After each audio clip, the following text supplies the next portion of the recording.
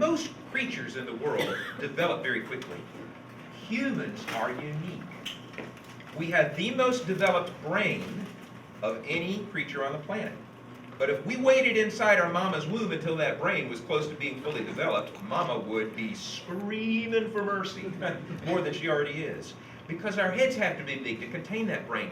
So we're born very early in our brain development, and it takes us, how many years? 10? 12? I heard somebody say 40, that's funny.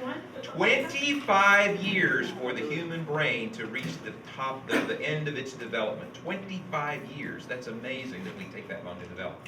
So, children are just at the very beginning of that stage of development, and much of what they're going through is what other creatures do while they're still in the womb. So let's talk about how we recognize where they are in their development, and what does that mean for we who care for them as the church, okay? If you go on to the first picture here, I'm going to show you some children. We're going to introduce some children to you and talk about them. This is baby Yousef. Yousef is obviously so small that he is completely dependent upon his caregivers, his dad, his mom, grandparents, somebody to give care for him. That person is providing Yousef one of the most important things that Yousef will ever have in his life. A sense of security. When babies feel that their needs are being met, they feel secure and they can trust. They know that they can trust. And isn't trust the basic of our relationship with God? So if we want baby Yousef to be able to have a good, thriving relationship with God, it starts by providing for his needs as an infant. So those of you taking care of our infants in Sunday school and extended session, you are setting the building blocks of their faith in God by providing for their needs, cuddling them, changing them, feeding them. And it's okay to whisper God things to them as you do. They may not recognize it now, but we know that the songs that we sing to children, even in utero, they recognize when we sing them to them again later. All right? Move on to the next one, and we're going to see Emilia. Emilia is a toddler, and you can see she's already beginning to be full of herself. She is learning to distinguish self from the rest of the world. But at this point, what the rest of the world is just an extension of herself. She's exploring the world, mostly through her mouth. This is the child who will take the toy and cram it into their mouth and try to do all kinds of things. Everything. Cigarette butts, right? They'll pick up whatever they can find and put it in their mouth to see what it's like. She is in that stage between total attachment, needing the security still of the adult caregiver, and wanting freedom because now she knows how to move and she needs to be able to amble a little bit. So helping her have a safe space to do that, providing safety, floor cleared of space, not a bunch of toys to trip over. Those are important things in the care that we give to Emilia. She begins to understand about choices. Now, it's very rudimentary, but she can understand when you give her a choice between this shirt and that shirt, or this toy and that toy. And choices are an important part of our faith, too, so we need to let children, even this young, begin to make very simple choices. Simple repetition of spiritual truths is perfectly fine in there. Being able to say, Jesus loves you. And sing, Jesus loves you. You know, do things that help her hear the name Jesus. She's going to recognize this as she gets a little older. Next one. This is Britney. Britney is 2. She is learning to manipulate her environment more, not just exploring in the mouth, but beginning to use her fingers to do more things. This is the age of no and mine. And this age repeats back almost everything you say. So guess what? Every time you say to that child when they do something that you think, ooh, that's not safe, you say, no, you're going to hear no, no, no, over and over again.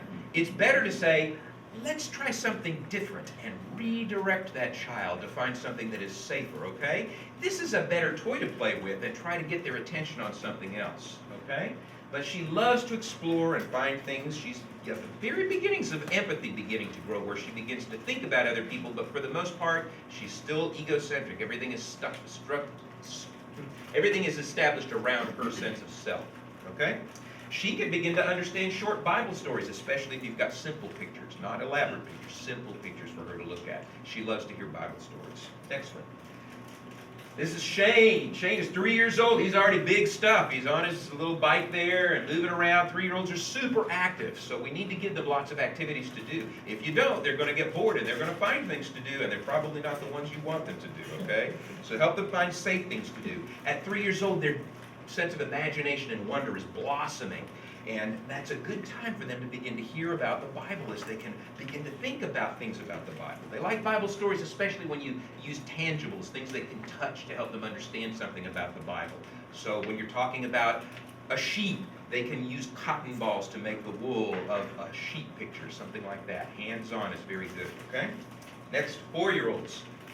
This is Boa Kai, and Boa Kai is very social now. I know he's reading a book, but he loves to be with his friends. 4-year-olds are kind of, my professor of childhood education used to call them preschool teenagers.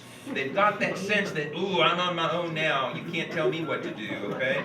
They're wanting to impress each other and get each other's attention. They've begun to understand the distinction between self and other and gradually start to see from the other person's point of view. So we need to help them learn to do that. They know how to plan. They know how to problem solve. He's looking at a book, probably can't read the words yet. A few 4-year-olds do, but at least he knows that this book tells a story, and he can see the sequence of a story through the pictures. He can plan activities with his peers so that they can come up with a game or an adventure to do together using their imagination. He wants to know why and how things work, so when we tell Bible stories, you can expect to hear why, how. And we need to be able to help them understand a little bit about why these things happen in the Bible. And they can begin to pray, even in their own words. So it's important to pray with these children at 4 years old. Got that, people who are working with 4-year-olds? In extended session as well as Sunday school. All right, next one. This is a whole group of children, school-age children, I'm going to introduce you to now. We're going to start with Liam. Liam is a kindergartner. He's trying to climb that tree because he wants to do what the big kids are doing, but he can't quite make it, so he needs a little help. He needs a boost, and we want to help him do that. He needs empowering help, not you doing it for him, but you helping him find the ways to do it. When we begin to do that, that's when we begin to understand that God gives us the abilities to do things in the world to make a difference for myself first, but then for others as well. So we want to empower them with ways that they can do things. They're decoding. This is the point at which kids begin to learn to read. They're understanding that that funny shape is an A and that it sounds like ah. Okay, so we want to give them opportunities to begin to read simple things. We give our kindergartners Bibles here at Speedway Baptist Church so that they can begin to do that. He loves the heroes of the Bible, especially the heroes that help him open up his world. And he'll ask, is it real? Is this real? The Bible story real? For that reason, it's important for us to distinguish between the Bible and make-believe stuff, because we know that the characters of the Bible are true, and we want the children to understand that we talk about what's true here. So you'll never see us have Santa Claus here at Speedway Baptist Church. You won't see us do a bunch of nursery rhyme kind of stuff, or not nursery rhyme, but fairy tale kinds of stuff, because we don't want to confuse them at this age. Okay? Next one.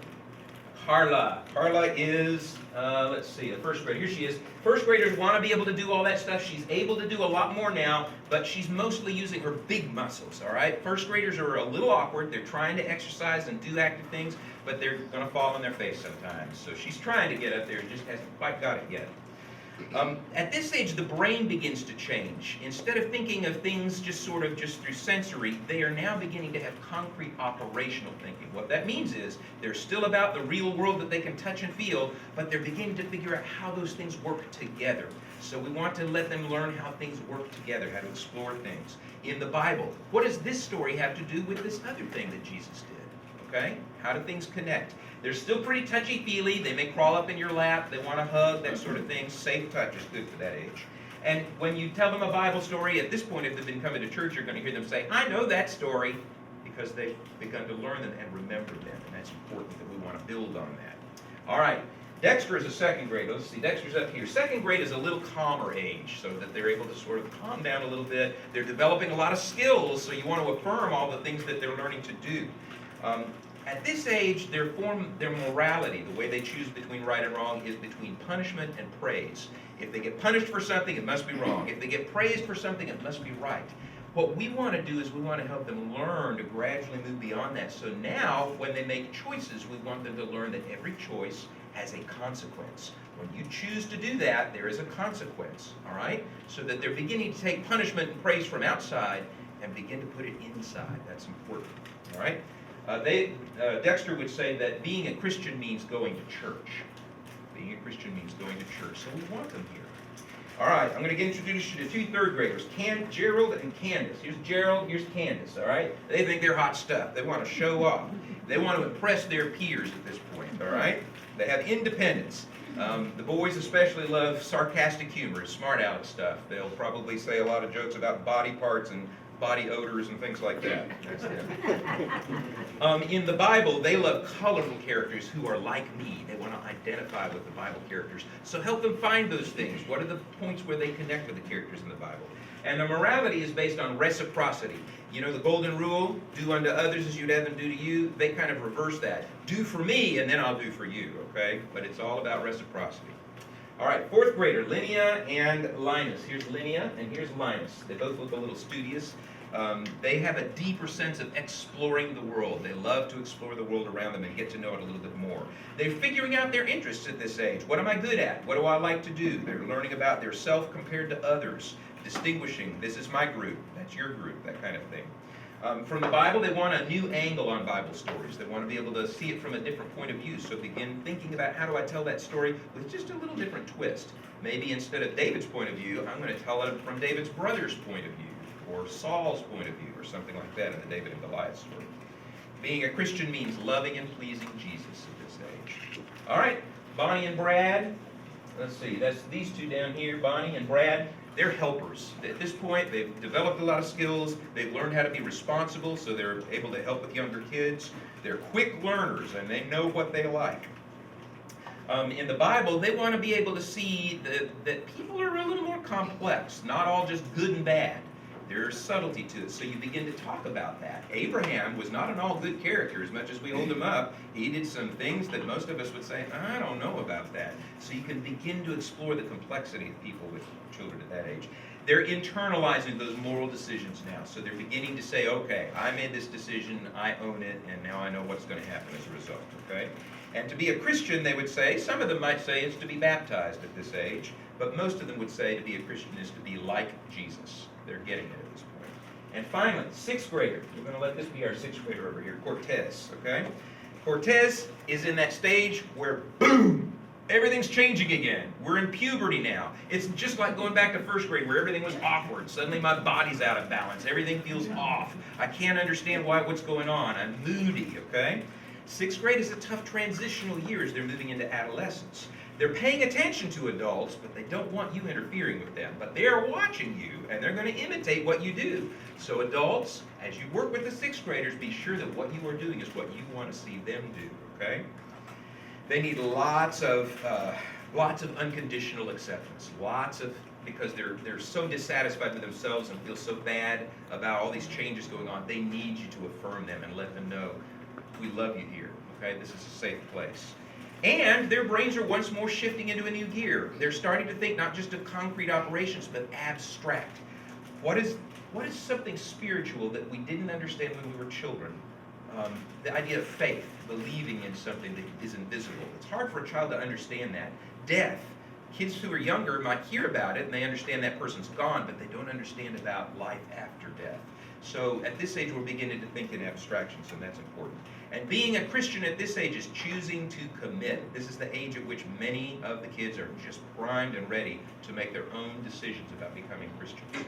Okay, I think I exceeded my time. My phone went off, but at any rate, know that there's a lot to be said about child development. And I've got some handouts for you. So after the time today, I'm going to give you a set of handouts. One is for preschool children, and one is for school-age children, to give you kind of a bigger overview of some of the things you can look forward to in how children develop. Those are important to remember as you're working with children, okay?